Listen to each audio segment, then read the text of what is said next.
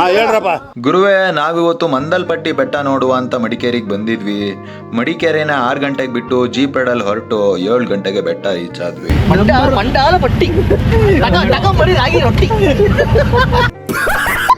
ಹೋಗೋ ದಾರಿಲಿ jeep ride ಒಂಥರ ಖುಷಿ ಕೊಟ್ರೆ, ಕಣ್ಣು ಆಯ್ಸಷ್ಟು ಕಾಣಿಸೋ ಹಸಿರು ಇನ್ನೊಂಥರ ಖುಷಿ ಕೊಡ್ತಾ ಇತ್ತು. ಮುಂದೆ ಜೊತೆಗೆ ಸಿದ್ದಣ್ಣನ ಪ್ರಾಸ ನಮ್ಮೆಲ್ಲರಿಗೂ ನಗು ತರ್ತಾ ಇತ್ತು. ಅಣ್ಣ ಹಾಕೋನೆ ಗ್ಲಾಸು, ಇದು ಕೂಲಿಂಗ್ ಗ್ಲಾಸು.